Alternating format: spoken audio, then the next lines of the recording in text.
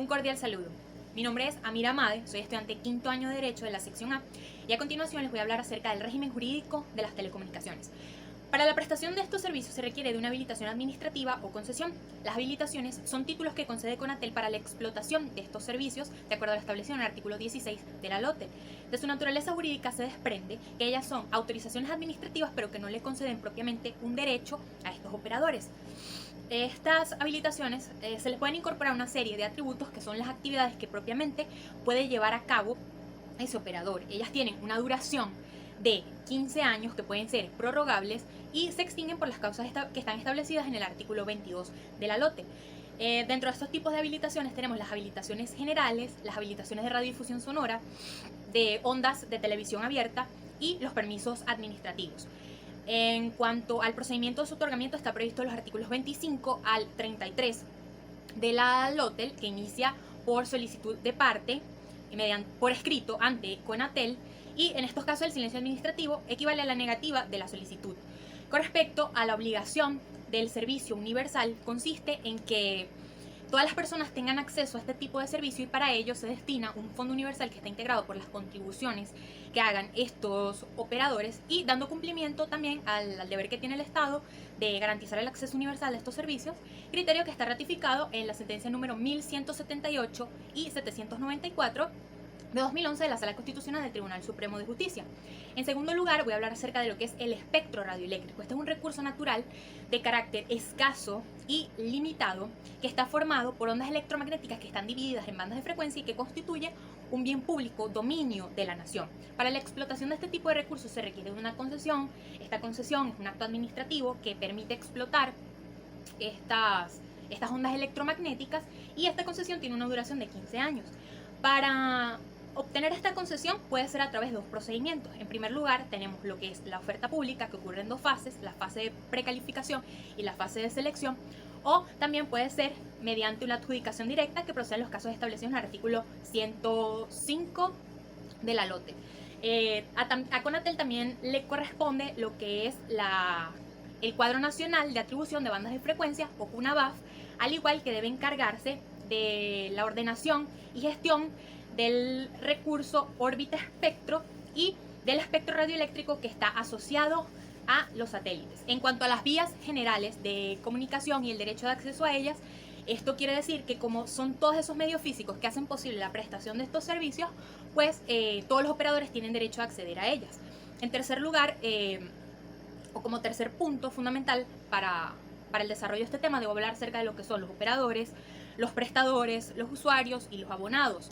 ¿Por qué? Porque los operadores, ellos tienen una serie de derechos y obligaciones frente a Conatel, así como frente a los usuarios, y los usuarios van a tener una serie de derechos y deberes frente a estos operadores.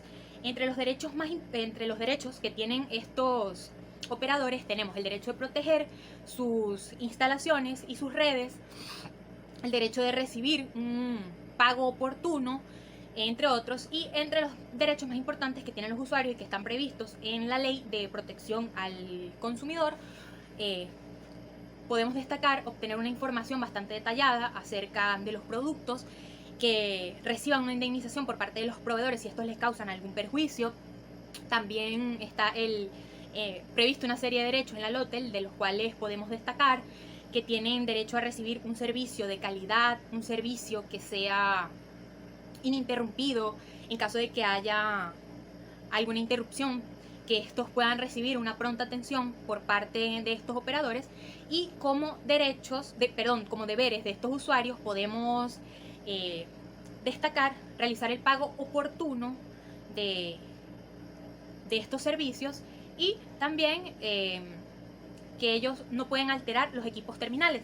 En cuanto al régimen tributario que está previsto en la LOTEL, bueno, en la LOTEL están previstos tres tipos de tributos, lo que son los impuestos, las tasas y las contribuciones. Dentro de los impuestos podemos destacar lo que es el impuesto a las telecomunicaciones, el impuesto de radiodifusión sonora y televisión abierta y el impuesto a los recursos orbitales y al espectro radioeléctrico. Dentro de las tasas podemos destacar lo que es la tasa del espectro radioeléctrico, la tasa de radiodifusión sonora y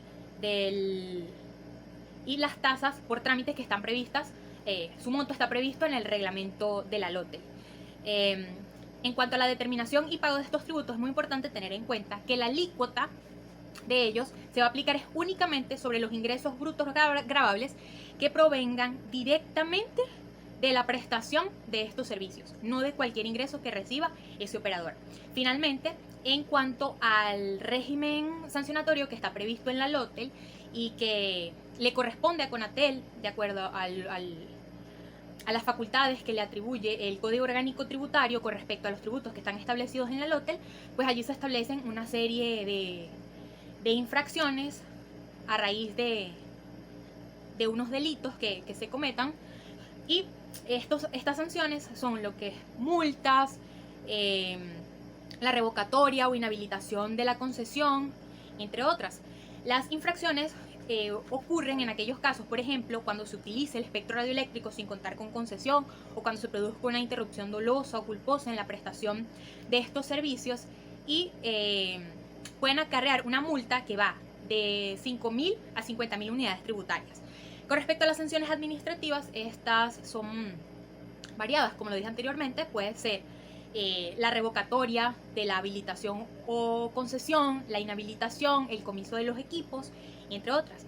El procedimiento sancionatorio que está atribuido a Conatel lo encontramos en el artículo 175 al 186 de la LOTEL, y consiste en determinar la existencia o no de estas infracciones, de aplicar las sanciones y también los correctivos que sean necesarios. Incluso pueden incurrir en responsabilidad penal quienes cometan algunas de estas infracciones, las más graves, y puede acarrearle penas que van de algunos meses hasta 4 años máximo en prisión.